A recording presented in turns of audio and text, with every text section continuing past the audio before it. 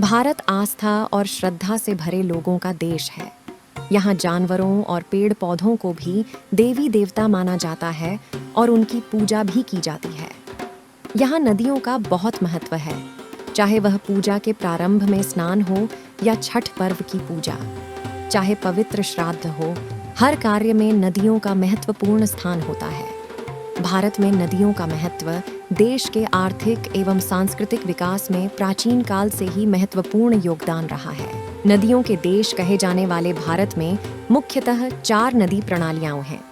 उत्तरी भारत में सिंधु, मध्य भारत में गंगा, उत्तर पूर्व भारत में ब्रह्मपुत्र नदी प्रणाली और प्रायद्वीपीय भारत में नर्मदा, कावेरी, महानदी आदि नदियां विस्तृत नदी प्रणाली का निर्माण करती हैं। भारत की नदियों को 4 समूहों में वर्गीकृत किया जा सकता है। पहला, हिमालय से निकलने वाली नदियाँ। दूसरा, दक्षिण से निकलने वाली नदियाँ। तीसरा, तटवर्ती नदियाँ। और चौथा, अंतर्देशीय नालों से द्रोणी क्षेत्र की नदियाँ।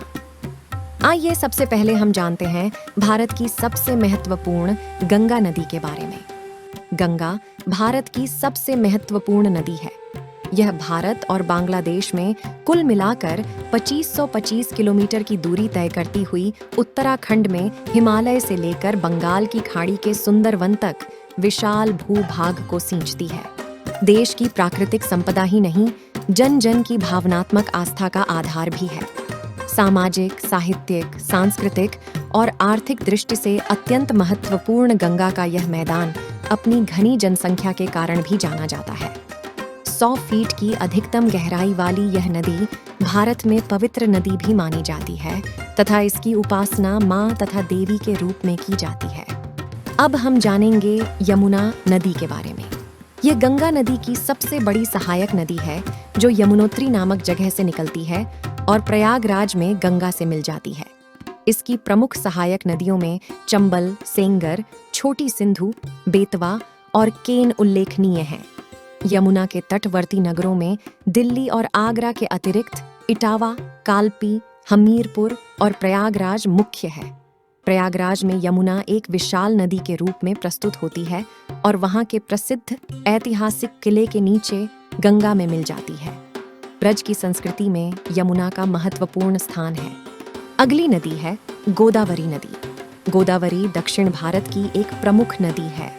यह नदी दूसरी प्रायद्वीपीय नदियों में से सबसे विशाल नदी है। इसे दक्षिण गंगा भी कहा जाता है। इसकी उत्पत्ति पश्चिमी घाट में त्रयंबक पहाड़ी से हुई है। यह महाराष्ट्र में नासिक जिले से निकलती है। इसकी लंबाई 1465 किलोमीटर है।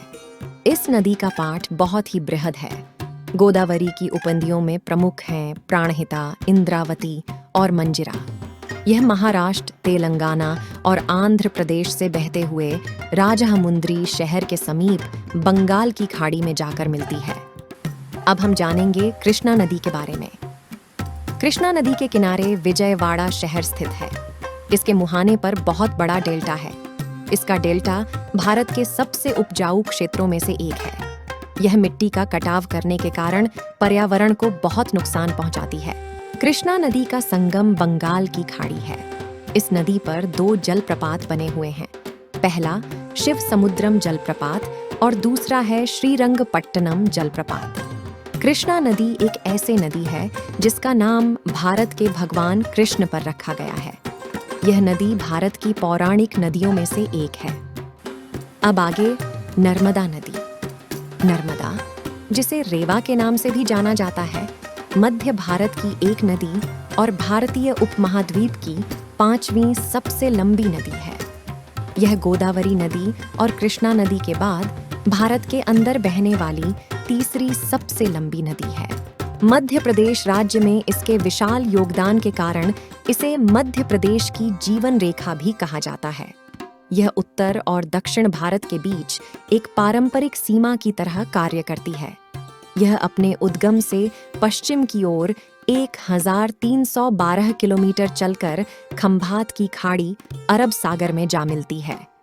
अगली नदी है ब्रह्मपुत्र नदी। यह तिब्बत, भारत तथा बांग्लादेश से होकर बहती है। ब्रह्मपुत्र का उद्गम हिमालय के उत्तर में तिब्बत के पुरंग जिले में स्थित मानसरोवर झील के निकट होता है। जहां इसे यरलुंग त्संगपो कहा जाता है। तिब्बत में बहते हुए यह नदी भारत के अरुणाचल प्रदेश राज्य में प्रवेश करती है। असम घाटी में बहते हुए इसे ब्रह्मपुत्र और फिर बांग्लादेश में प्रवेश करने पर इसे जमुना कहा जाता है।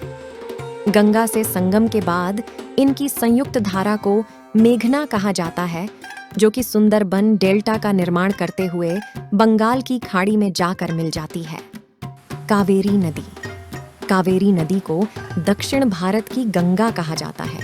यह भारत की प्राचीन व प्रमुख नदियों में से एक है। यह नदी मुख्य रूप से दक्षिण भारत के कर्नाटक व तमिलनाडु राज्य में बहती है। साथ ही यह केरल पुडुचेरी के कुछ भागों से भी होकर गुजरती है। यह कर्नाटक के कुर्ग से निकलती है तथा इसका उद्गम स्थल पश्चिमी घाट का ब्रह्मगिरी पर्वत माना जाता है। अब हम आज के अंतिम नदी सिंधु नदी के बारे में जानेंगे।